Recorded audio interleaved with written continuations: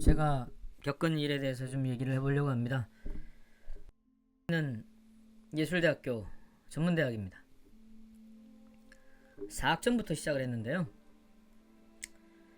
4학점을 준다는 것 자체가 문제가 있다고 생각하지 않으십니까? 32,000원입니다.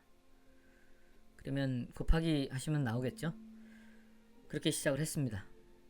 뭐 그렇게 시작을 했으니까 조금이라도 더 받기 위해서 노력을 할 수밖에 없겠죠.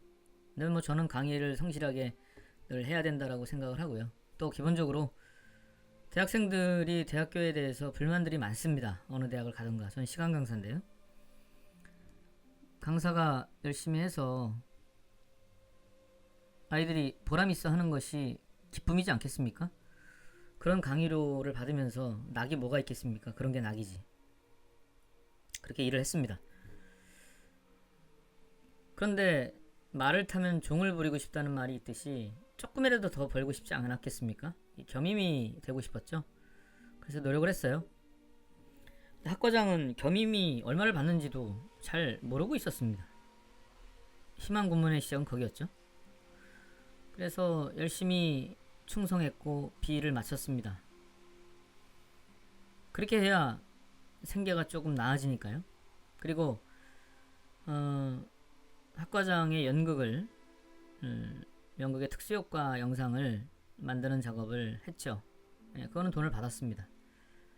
그런데 연극 촬영에 대한 얘기가 들어왔어요. 제가 어떤 힘이 있습니까? 시간 강사인데 해드리겠습니다. 이렇게 얘기를 했죠. 그래서 카메라 한 대로 찍는 것들이 아닌 카메라 2대를 빌렸어야 됐고 또 하나의 촬영 감독이 있었어야 됐고 1시간 반짜리 연극이었는데요. 그걸 촬영해서 또 편집을 했어야 됐습니다. 시간이 많이 들어갔죠. 독촉을 했습니다.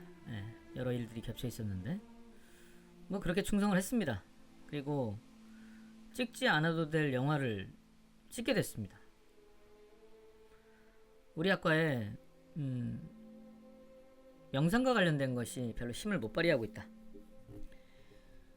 그래서 연기를 가르치는 과에서 영상과를 설립을 해야 된다.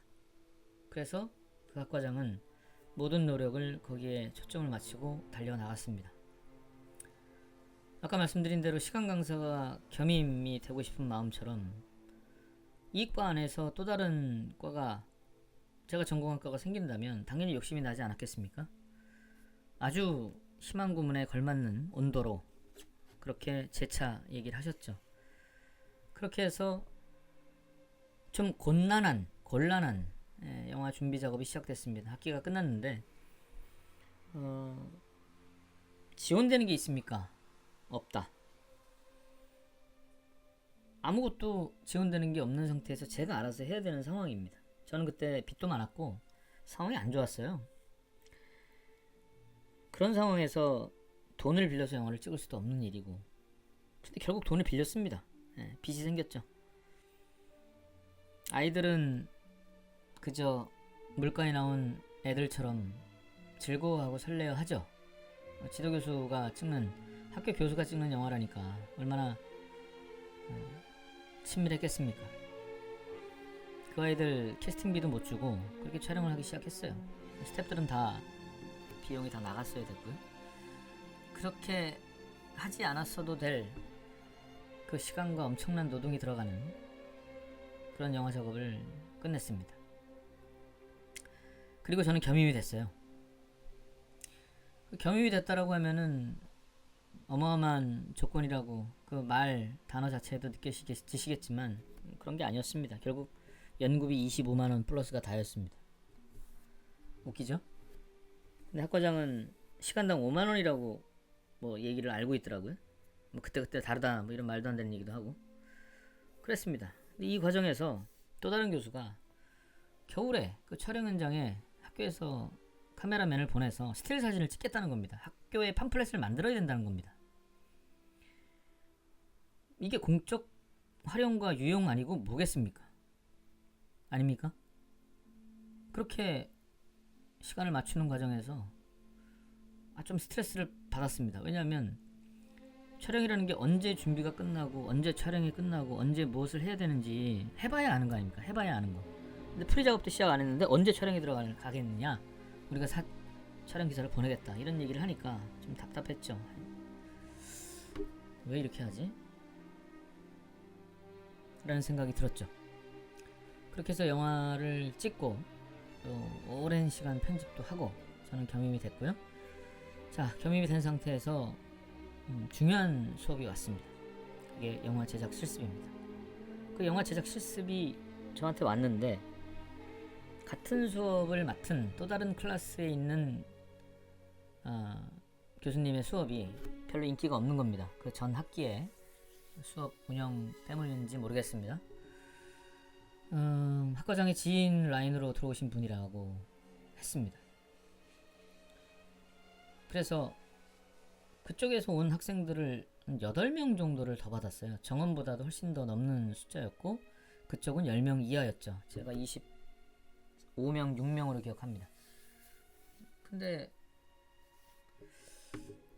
뭐 부탁을 하는 전화도 아니고 사정을 얘기하는 전화도 아니고 양해를 부탁하는 전화도 아닙니다. 낮은 목소리에 그저 언제나 올 어라운드 갑의 목소리로 차분하게 조금은 고압적인 낮은 목소리로 전화를 하시더군요. 학과장님이. 그래서 그런 전화를 받았어요. 네, 알겠습니다. 그렇게 대답을 했습니다.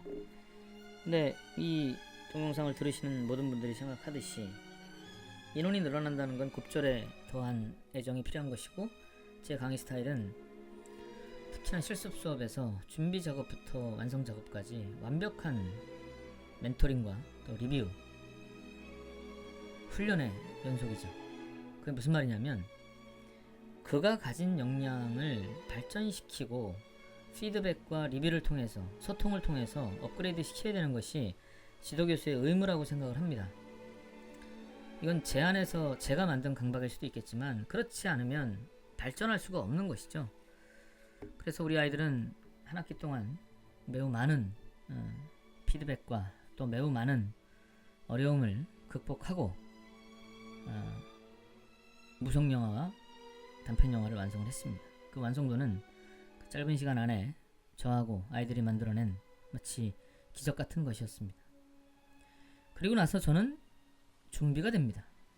무슨 말이냐고요? 사학점과 겸임교수가 왔습니다. 겸임교수는 25만원 플러스잖아요. 사학점은 계산해보시면 아시겠죠?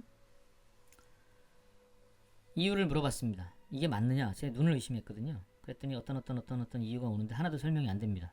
진정성도 없습니다. 마음으로 와닿지도 물론 않습니다.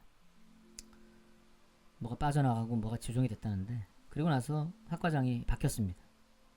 그리고 자신이 매우 힘들고 정신적으로도 그렇고 육체적으로 힘들다. 그래서 좋은 말을 하고 헤어졌습니다. 그리고 9개월이 흘렀죠. 근데 마지막 헤어지면서 악어의 눈물을 연상시킬 수 있는 아주 부드러운 말들이 오갔습니다. 그리고 성강처럼 홈페이지에서 제 사진은 내려갔고 그리고 다시 겸임을 줬던 그 겸임은 철회가 됨과 동시에 누군가가 또 겸임을 했겠죠. 겸임을 한 다음에는 가라 영수증이 1000만원 이하인데 4-5건으로 기억합니다. 그렇게 처리를 해주고 나서 드는 생각은 겸임은 어떤 역할이 있구나. 네. 물론 다른 강사들보다 돈을 좀 더 주니까 꼴랑 25만원 곱하기 4 방학 때는 그것도 없습니다. 그런 게 있으니까 당연히 역할이 더 늘어나는 건 맞겠죠. 좀 허무했습니다. 그런데 역할이 다 끝나고 나서 다시 겸임을 준다. 그런데 4학점이다. 여러분들이라면 어떤 생각이 드시겠습니까? 참 기분이 뭐 하시지 않으세요? 너는 영수증 처리만 해. 이런 것이겠죠? 그래서 문제를 9개월 만에 제기를 하고 제가 무임노동을 한 찍지 않아도 될 연극을 찍고 찍지 않아도 될 영화를 찍은 그 부분에 대해서 너무나 분이 나고요. 억울해서 자꾸 생각이 떠나지 않는 겁니다. 그리고 중간에 3월쯤인가 한번 전화가 왔습니다. 그 학과장이 뭐 바빠서 이제 전화를 했다 이럽니다. 그래서 어떻게 뭐 지내고 있냐 그래요. 그래서 좀 알아보고 있습니다. 이제 알아보고 있습니다. 이러니까 이렇게 얘기합니다. 뭘 알아봐요? 딱 요 톤이죠. 뭘 알아봐요? 그래서 저는 직감적으로 느꼈죠. 그 전화 통화도 별로 기분이 나빴지만 학교 그만 이렇게 하시고 마음이 좀 많이 안 좋으셨죠. 제가 도의적으로 죄송합니다. 이런 말이 기본으로 흘러나와야 올바른 대화 아니겠습니까? 이게 제 생각뿐일까요? 그런데 뭘 알아봐요? 라는 그 말에서 황망함과 황당함이 느껴져서 예 하고 전화를 이제 애둘러서 별로 할 말도 없었지만 마무리를 졌었죠. 그리고 시간이 또 다시 흐릅니다.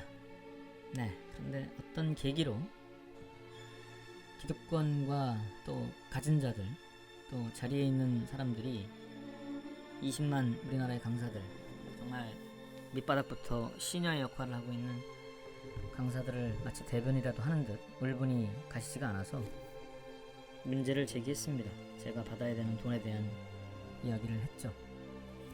그리고 제가 그 학과장으로부터 받은 갑질이 많습니다. 그 갑질을 좀 나열을 하고 학교의 문제에 대해서 또 나열을 했죠.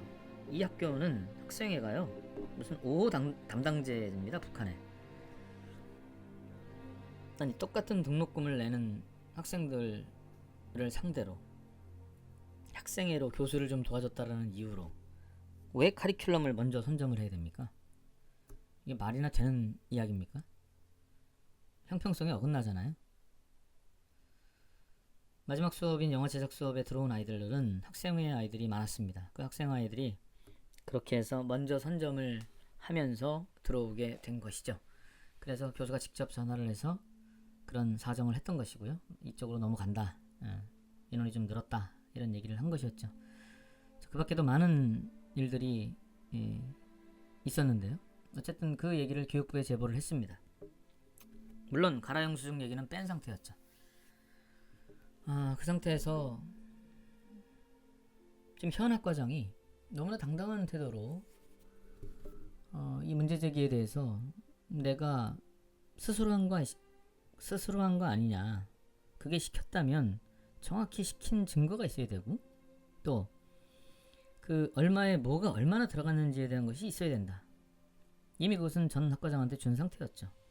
그리고 제일 기분이 나쁜 것은 얼마가 되지 않는 돈이라면 학교에도 알려야 되지만 법적 공방으로 가실 건지에 대한 너무 손해지 않냐라는 그런 불필요한 말들을 하면서 학교에 보고도 해야 되니까 이 얘기를 해달라 이런 얘기를 합니다. 참 그 말이 너무 기막힌 말이었죠. 가라 영수증을 행동대장처럼 저렇게 처리한 사람이 어찌 저런 얘기를 할 수 있지? 너무나 황당했습니다. 아무리 현 학과장으로 한 학기를 무소불위의 권력을 휘둘렸다고 해도 너무 재미없는 말 아닙니까? 네, 그런 상태에서 제가 300페이지 분량의 제가 제기한 모든 문제들에 대한 그 자료를 PDF로 보냅니다. 당연히 그 보낸 것에 대해서 그 다음에 전개될 어떠한 주인공이 학교의 대표격인 주인공이 당연히 그 글을 읽고 나왔다고 생각을 하지 않겠습니까? 교육부의 민원이 제기한 다음에 전화가 왔는지 300페이지를 보고 확인을 하고 전화가 왔는지 어쨌든 서열 4위, 5위, 6위에 해당하는 그런 학교의 분이 전화가 바로 왔습니다. 그래서 만났죠.